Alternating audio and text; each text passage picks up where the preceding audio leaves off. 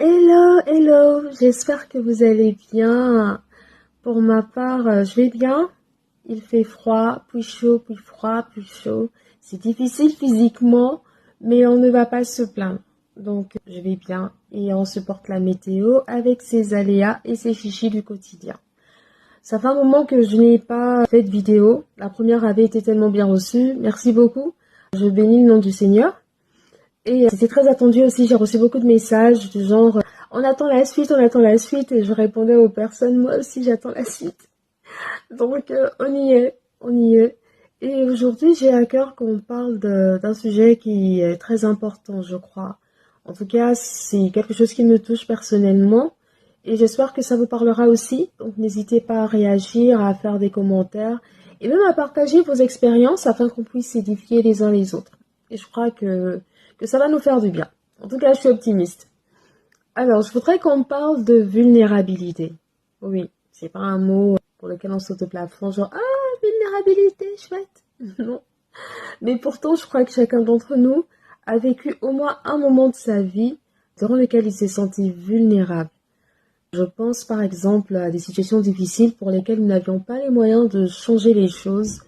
Je pense aussi très fort à des personnes qui ont perdu leurs parents. Vous voyez, lorsque les parents ne sont plus là, pour ma part, j'ai encore la grâce d'avoir mes deux parents, je bénis Dieu pour ça. Mais il y en a beaucoup peut-être qui me regardent et qui n'ont plus leurs parents, ou même un grand frère, quelqu'un qui était une figure d'autorité ou une figure de confiance dans nos vies.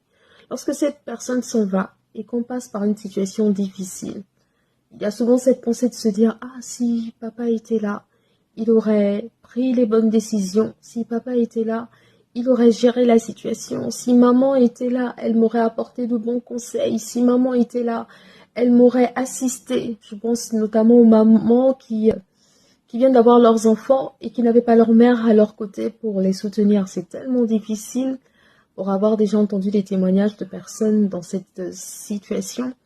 Et on peut se trouver démuni. Se dire, mais comment je vais faire? Comment je vais m'en sortir? Qui est-ce qui va m'aider? Qui est-ce qui pourra être là pour moi? Et je fais le parallèle avec la situation de handicap parce que la perte d'un membre nous fait passer par le même processus de deuil que la perte d'un être cher. Donc il y a le choc, le déni, la tristesse et des fois malheureusement la dépression, la résignation, l'acceptation, toutes ces phases de deuil, nous les connaissons aussi. Et grâce à Dieu, lorsqu'on passe par tout ça, à la fin, il y a maintenant le nouveau départ, on peut réapprendre à vivre et avoir un nouveau quotidien et nous en parlerons prochainement. Mais il y a des événements dans la vie qui peuvent survenir et nous ramener à cet état de vulnérabilité qui peuvent nous emmener un peu à maudire notre circonstance et à la subir. Je vous raconte une histoire. Dernièrement, il m'est arrivé quelque chose de très désagréable. Alors, je sortais de l'église après une grosse journée, il y avait plein de programmes, donc j'étais très fatiguée. J'ai appelé un taxi via une application. Donc, le chauffeur a mis un peu de temps à venir parce qu'il avait du mal à prendre la ruelle où se trouve l'église dans laquelle je vais. Et malgré les difficultés qu'il a rencontrées, il est venu quand même. Donc j'étais rassurée que le chauffeur veuille bien venir. J'étais fatiguée, donc je voulais juste rentrer à la maison. Et une fois dans le véhicule, la radio était vraiment à fond. Donc j'ai demandé gentiment, s'il vous plaît, est-ce que vous pouvez baisser le volume de votre radio? Il m'a demandé pourquoi. Je lui ai dit, je suis très fatiguée, j'ai eu une grosse journée. Et donc j'aimerais quand même avoir un peu de calme. Il m'a dit, ah, mais je voulais écouter la radio. Je dis, oui, je ne vous demande pas de tout arrêter, hein, mais juste de baisser le son, s'il vous plaît. Bon, il a baissé légèrement. Mais quand je vous dis légèrement, c'est vraiment léger, léger. J'ai senti que le monsieur, il voulait pas. Mais je me suis dit, c'est pas grave. Il a baissé un peu, c'est déjà ça, je vais pas me plaindre. Et j'ai pris mon casque que j'ai mis pour atténuer le son. Donc, une bonne partie du trajet se passe tranquillement. Et à un certain niveau, je vois qu'il bouge son rétroviseur et qu'il me regarde. Donc je retire le casque d'un côté et je lui demande. Il me dit ça va? Je dis oui, merci. Vous êtes sûr? Je dis oui, merci. Je me suis dit peut-être que avec le rétro, il a vu que j'étais fatiguée, c'est pourquoi il pose la question, donc c'est gentil de sa part. Et là, il me redit vous êtes sûr que ça va dans la vie? Bon, là, je m'étonne un peu, mais je dis oui, oui, ça va, merci. Et il a éclaté de rire. Ok. Et d'un coup, je vous assure, oui, c'est pas normal. Pourquoi vous avez mis un casque? J'ai baissé la radio à cause de vous. Vous avez dit que ça faisait du bruit, mais vous mettez un casque, ça fait plus de bruit qu'une radio. Vraiment, c'est de la mauvaise foi. Je vous assure que le gars, il a craqué d'un coup. Donc, je réponds, monsieur, tranquillement, je ne vous ai pas demandé d'éteindre votre radio, j'ai demandé de baisser le son, quand même, juste un peu. Et j'ai mis mon casque pour atténuer le bruit. Non, mais c'est pas vrai. Le casque, ça fait beaucoup de bruit. Voilà, c'est pas normal. C'est de la mauvaise foi. Vous êtes mauvaise. Et en plus, vous sortez d'une église. Votre foi, c'est n'importe quoi. Votre cœur est noir. Mais je vous assure que ça a été une agression. Et il a commencé à accélérer. Nous étions dans un tunnel.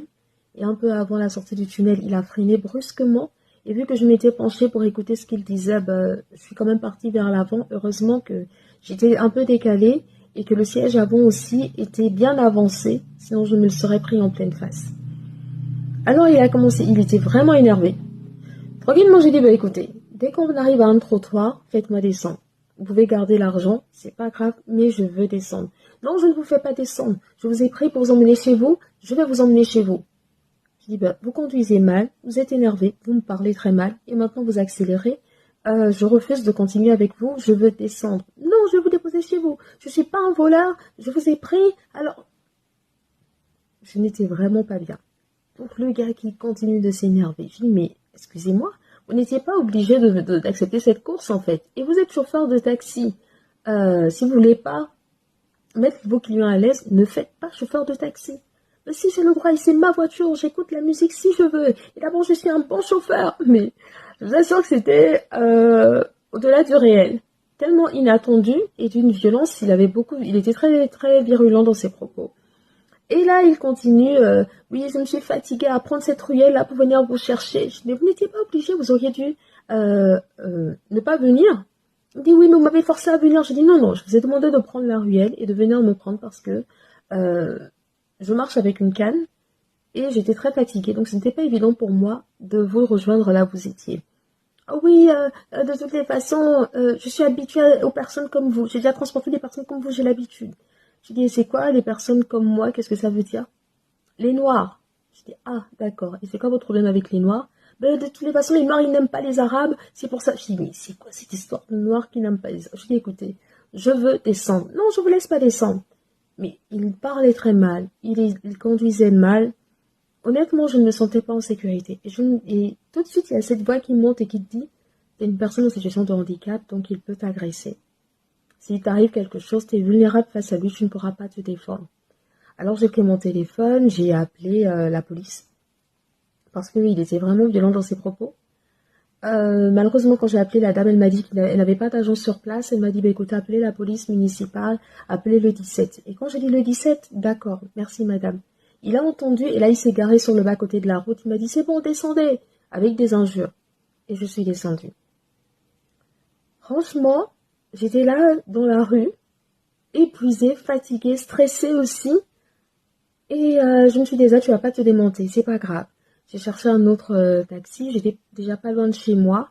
J'en ai eu un autre qui était très bienveillant, donc j'en ai même parlé avec lui. Et il m'a demandé pardon, parce que c'était un ressortissant d'un pays où on parle aussi arabe. J'ai pas demandé sa provenance, mais c'était peut-être un maghrébin aussi. Il a demandé pardon. Vous savez, tous les maghrébins ne sont pas pareils, les arabes ne sont pas pareils. J'ai dit, mais vous inquiétez pas, je ne vous ai pas catégorisé. C'est lui qui, tout seul, s'est mis dans une catégorie. C'est lui, on est passé d'une affaire de radio à une affaire de mon cœur est noir et que ma religion c'est faux, pour se retrouver à une affaire de les noirs, ils n'aiment pas les arabes. Et oui, il m'a aussi dit qu'il transporte des fois des vieilles personnes, elles arrivent à aller prendre le taxi, donc moi j'aurais pu me débrouiller, tant pis, si je suis malade, tout le monde a des problèmes. Donc beaucoup de virulence gratuitement. Ce monsieur était très gentil, il m'a déposé chez moi, alors j'ai signalé à l'application. Et forcément, à un moment donné, je me suis dit, mais je suis vulnérable en fait. En tant que personne en situation de handicap, il aurait pu m'agresser, je n'aurais pas pu me défendre comme j'aurais pu avant. J'ai pas mes doigts, je ne les ai plus. J'aurais pas pu ouvrir la portière facilement si Je sais pas, on commence à se faire tout un tas de films. S'il m'aurait agressé, qu'est-ce que j'aurais pu faire, s'il s'était garé, j'en sais rien. Vous voyez un peu beaucoup de films sombres. Et là, ça monte très vite, de se dire, ah ben voilà, les personnes en situation de handicap, on est vulnérables, la vie est difficile pour nous, ce n'est pas facile, mais comment je vais faire au quotidien? Pourtant, j'ai une vie, hein, normale et tout, je fais des choses, mais là, il y a eu un élément, une situation, et c'était la descente. Et peu de temps après, je me suis dit, stop Elsa, stop, non, non, non, t'as une vie normale. Ce qui est arrivé, ça aurait pu arriver à n'importe qui. Il y a beaucoup de personnes qui sont méchantes dans la vie. Lui, seul il a parlé des origines et tout ça. Moi, je suis pas dans cette optique-là. Je connais beaucoup de super personnes musulmanes, arabes.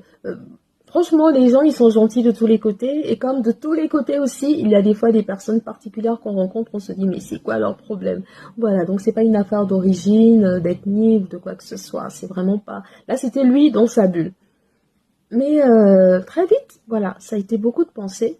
Et je me suis dit, non, non, non, non, non, non, non, non, non, non, non. Ça aurait pu arriver à n'importe qui. Et tu as eu la bonne réaction. Tu t'es défendu. Tu as demandé à descendre. Et comme il a insisté, t'es pas rentré dans une altercation avec de gros mots aussi, avec beaucoup de virulence comme lui. T'as appelé la police comme n'importe qui aurait pu le faire. Ça lui a fait peur. T'es descendu et tu es rentré chez toi. Tu as signalé, tu as eu la bonne réaction. Et non, ta vie ne sera pas difficile parce que tu es une personne en situation de handicap. Tu ne seras pas démunie. Tu ne seras pas livré à toi-même. Tu n'es pas vulnérable. Tu es forte. Tu es brave comme n'importe qui. Et j'ai commencé à me passer ces paroles d'encouragement, à me dire ces choses continuellement, continuellement. Et vous avez bien entendu que je parlais d'église et de foi. Et j'ai commencé à me dire, Dieu est bon et Dieu m'aime. Il n'aurait pas permis que je devienne une personne en situation de handicap si c'était pour que ça me mette à mal dans mon quotidien, si c'était pour que je sois brimée, que je sois limitée, que je sois maltraitée. Dieu est un bon père. Il n'aurait pas permis ça si c'était pour me livrer sur la terre comme ça à toutes les personnes violentes de la terre.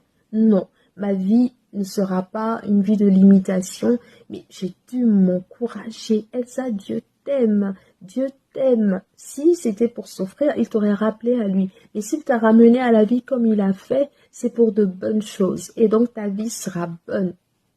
Et tout de suite, mon âme allait mieux. Et je me suis sentie plus en paix. J'ai mis de la musique, j'ai prié, j'ai rendu grâce. Et j'ai fait toutes les démarches par rapport à ce chauffeur. Alors je pense, tout à l'heure je parlais aux personnes, je parlais de personnes qui ont perdu des parents. C'est une chose aussi à avoir.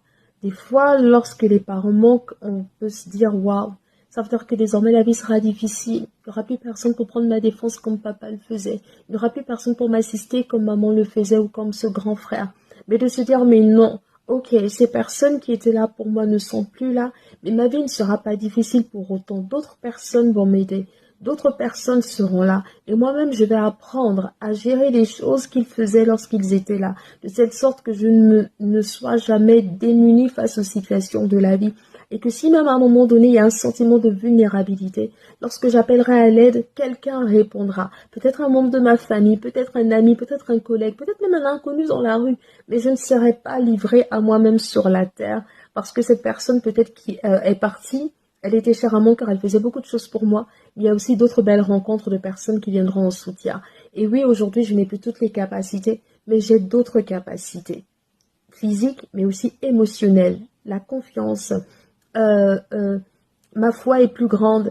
Je ne suis pas démunie. Et donc, je ne serai pas brisée par les situations de la vie parce que j'ai perdu ce membre de la famille peut-être, ce membre de mon entourage ou ce membre physique.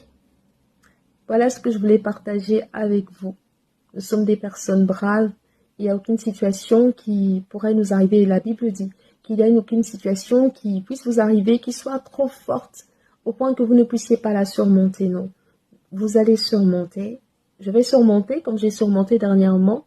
Et j'espère vous avoir donné de la force. Merci beaucoup de m'avoir écouté et n'hésitez pas à commenter, à partager et à faire vos retours pour qu'on continue de s'édifier.